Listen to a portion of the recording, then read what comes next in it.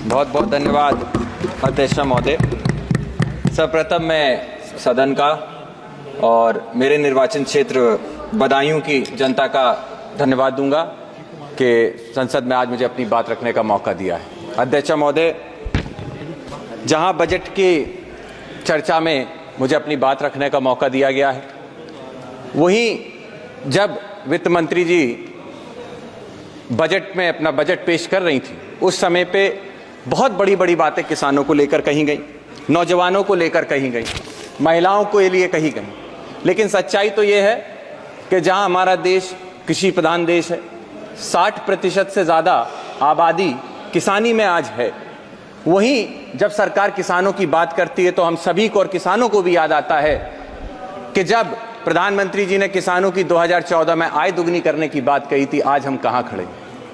हमने देखा इन 10 सालों में किस तरीके से किसान आंदोलन के जरिए अपनी जो भूतपूर्व मांगे थी, एमएसपी की मांगे, क्योंकि जब हम स्वामीनाथन कमेटी की बात करते हैं तो सामने से पक्ष के लोग हल्ला करते हैं कि हमने स्वामीनाथन कमेटी को लागू किया है। लेकिन सच्चाई अध्यक्ष महोदय ये है कि स्वामीनाथन कमेटी की जो मूल सोल था, जो थी एमएसपी, न्यूनतम समर्थन मूल्य, आज भी ये सरकार उसको लागू नहीं कर पाई है। और सरकार इस बात को याद रखे कि जब सर्दी, गर्मी, बारिश और धूप हमारे इस देश का किसान झेल रहा था, सरहद पे बैठा हुआ अपनी मांगों के लिए लड़ाई लड़ रहा था, उस समय पर यह सरकार ने अपना मुंह फेर कर उस किसान का अपमान किया है।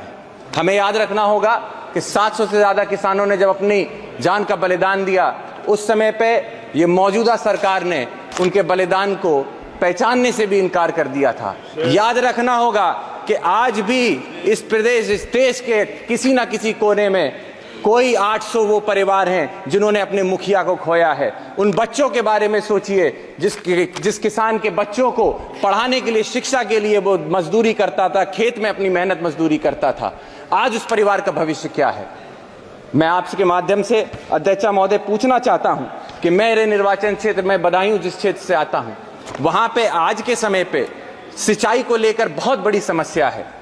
जहां बदायूं के पास 2 नदियां बहती हैं, लेकिन उसके बाद भी उन नदियों से सिंचाई के लिए कोई भी कनेक्टिविटी नहीं है।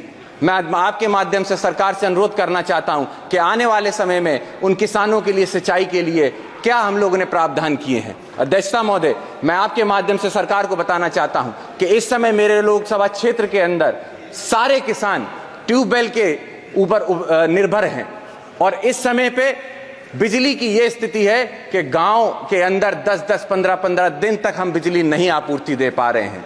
सरकार की तरफ से जिस समय पे एक सर्वे किया गया था, उन्हीं के अधिकारियों ने बताया कि जहां पर 56 सब स्टेशन हैं हमारे यहाँ बिजली के, वहीं कम से कम 33 सब स्टेशन और होने चाहिए।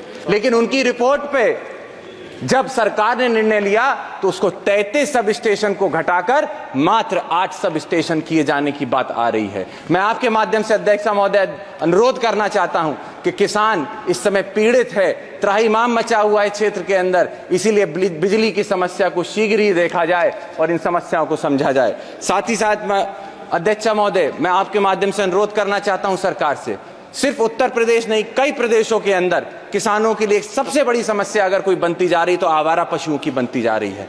जहां किसान और उसके परिवार को दिन दिन भर इस चरकती धूप में खेती करनी होती है अपनी फसल के लिए, अपनी फसल की उपजाऊ दाम के लिए खेतों में मेहनत करता है, वहीं वो रात रात भर जाग कर अपनी फसल की रखवाली उन आवारा पशुओं से करता है। वही आवारा पशु जब रात में खेत चर जाते हैं तो किसान का नुकसान होता है, और वही आवारा पशु जब सड़क पे जाता है तो किसी ना किसी नौजवान की या महिला की जान लेने का काम करता है। अध्यक्ष महोदय, मैं आपके माध्यम से अनुरोध करूंगा सरकार से कि जहां आप किसानों की बात करती हैं, मैडम मेरी फर्स्ट टाइम स्पीच है, बस 2 मिनट और दे दें। 2 मिनट मैं आपके माध्यम से अनुरोध करना चाहता हूं अध्यक्ष महोदय कि जहां किसानों की बात की जाती है, वही किसान सम्मान निधि को देखकर सरकार अपनी पीठ थपथपाती है। मैं आपको बताना चाहूंगा कि आंकड़े कहते हैं कि रूरल सेक्टर के अंदर जहां पे खरीद की क्षमता घटती जा रही है, निश्चित तौर पे हमें समझना होगा कि किसान सम्मान निधि किसी काम की नहीं है।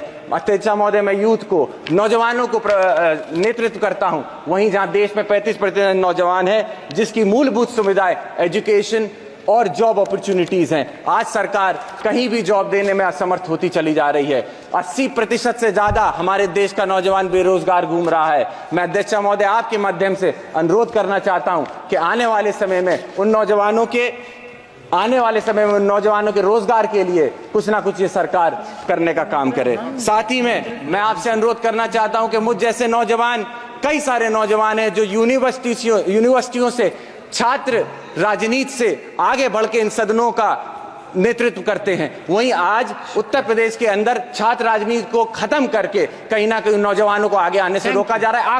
आखिरी मैडम, लास्ट है मैडम, छात्रों के लिए मैं ये कहना चाहूंगा, इलाहाबाद यूनिवर्सिटी जैसी संस्थाओं के अंदर जहां हॉस्टल की फीस बहुत कम रखी जाती थी सिर्फ इसलिए ताकि किसानों को कहीं ना कहीं किसानों के बच्चे पढ़ लिख सके, वहीं 400% अगर ये फीस को बढ़ाया जाता है तो निश्चित ही तौर पे किसानों के लिए ये एक बनने की बात होगी। आप सभी के लिए मैं आपका धन्यवाद देता हूं और अनुरोध यही करता हूं कि इन सभी बिंदुओं को देखते हुए आप सारी बातों को रखने का काम करें। बहुत बहुत धन्यवाद।